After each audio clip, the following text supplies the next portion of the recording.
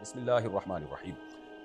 میں انڈیا سے ہوں۔ غیر قوم کے لوگ ہمیں مندر کے پاس بلا کر جانور ذبح کرنے کا کہتے ہیں۔ ہم نے بہت بار ذبح بھی کیے ہیں اللہ کا نام لے کر۔ کیا ان کا گوشت کھانا ہمارے لیے جائز ہے؟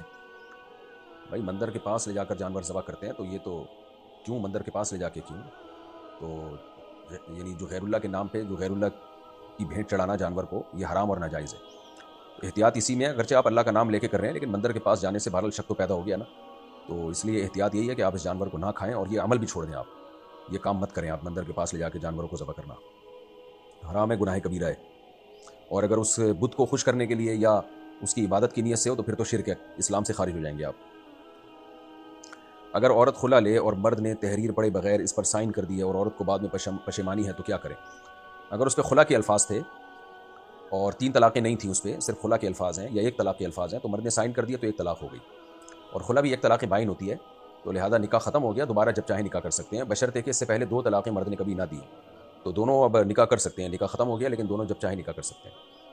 حسین احمد انڈیا سے مولانا طارق جمیل صاحب نے بتایا کہ 15 شعبان کا بھی روزہ رکھ سکتے ہیں، اور آپ نے بتایا کہ نہیں رکھ سکتے۔ ہم بہت کنفیوژن کا شکار ہیں۔ 15 شعبان کے روزے کی فضیلت پر کوئی صحیح حدیث نہیں ہے، ضعیف روایت ہے، اور بعض لوگ کہتے ہیں کہ جی فضائل میں ضعیف حدیثیں بھی چل جاتی ہیں، تو فضائل میں ضعیف حدیثیں چلتی ہیں لیکن کوئی مسئلہ تو ضعیف حدیث سے ثابت نہیں ہوتا نا۔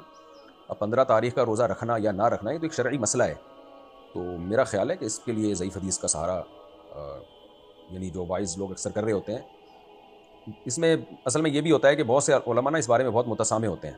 تسامع کا مطلب وہ بہت وسعت سے کام لیتے ہیں، اور یہ بہت سارے محدثین میں بھی ایسے گزرے ہیں کہ وہ ضعیف حدیث سے عمل کی فضیلت کو بھی ثابت کر دیتے ہیں۔ وہ کہتے ہیں فرض واجب ثابت نہیں ہوتا، لیکن بہرحال راجح بات یہی ہے کہ ضعیف حدیث سے کسی عمل کی فضیلت کو ثابت کرنا ٹھیک نہیں ہے۔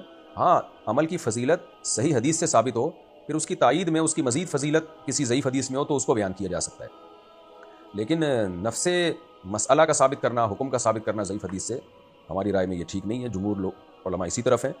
تو باقی یہ کہ آپ نے بتایا کہ حضرت مولانا طارق جمیل صاحب 15 شعبان کا روزہ وہ کہتے ہیں رکھنا چاہیے، مجھے نہیں پتہ کہا ہے انہوں نے، نہیں کہا۔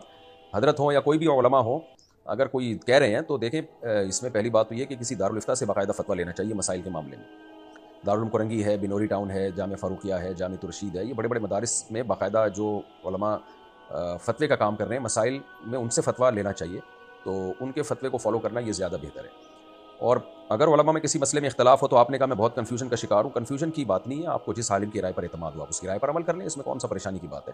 15 شعبان کا روزہ رکھنے میں یا نہ رکھنا اتنا بڑا مسئلہ نہیں ہے جتنا ٹینشن لینا زیادہ بڑا مسئلہ ہے۔ اگر علماء کا کسی مسئلے میں اختلاف ہوتا ہے، آپ کو جس کی بات مناسب لگے یا جس عالم پہ آپ کو زیادہ اعتماد ہو، اصل بات یہی ہے کہ جس مفتی پہ جس عالم پہ آپ کو زیادہ اعتماد ہو آپ اس کی بات کو فالو کریں۔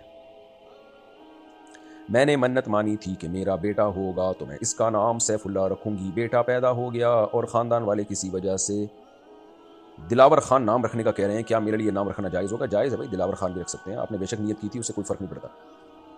میں ایک ایپ پر کام کرتا ہوں، اس ایپ پر پروڈکٹس ہوتی ہیں جو ہمیں فیس بک یا انسٹاگرام کے ذریعے بیچنی ہوتی ہیں اور ہمیں اس کا کمیشن ملتا ہے، تو پروڈکٹ ہمارے پاس نہیں ہوتی، ایپ والوں کے پاس ہی ہوتی ہے۔ کہ اس طرح کی انکم حلال ہے؟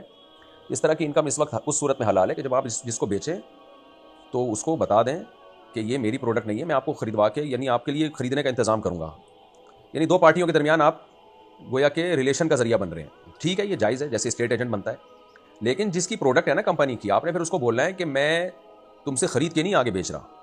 وجہ اس کی ہے کہ جب آپ خرید کے کوئی چیز آگے بیچتے ہیں تو پھر آپ کا یا آپ کے وکیل کا اس پہ قبضہ ہونا ضروری ہے۔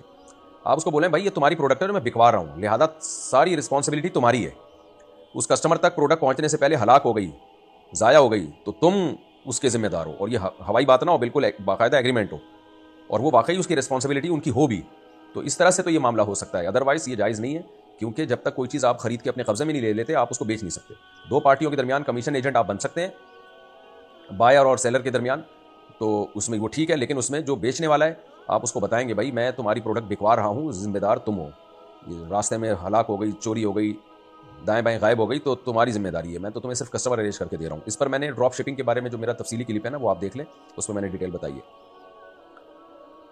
اچھا بھائی، فیصل صاحب، فیصل رحمان ڈیرہ غازی خان سے، میرا بڑا بھائی حافظ قرآن ہے، ہمارے والد گھر پر جماعت کرانے کا کہتے ہیں اور ہم پڑھتے ہیں، مسجد قریب ہے تو کیا ہماری گھر پر جماعت سے نماز ہو جائے گی؟ نبی صلی اللہ علیہ وسلم نے فرمایا لا صلاۃ لجار المسجد الا فی المسجد، جس کے گھر کے قریب مسجد ہو تو اس کی گھر میں نماز نہیں ہوتی۔ اس حدیث کی روشنی میں آپ کو چاہیے کہ آپ چاہے آپ کے بھائی حافظ ہی کیوں نہ ہو، مسجد کی جماعت سے نماز فرض نماز مسجد میں جا کے پڑھیں، آپ تراویح پڑھ سکتے ہیں گھر میں، فرض نماز آپ کو مسجد میں ہی پڑھنی پڑے گی۔ تو گھر میں جو آپ پڑھ رہے ہیں اس میں بہت کم ثواب ہوگا آپ کو، اور جماعت چھوڑنے کا گناہ بھی ہوگا، مسجد کی جماعت چھوڑنے۔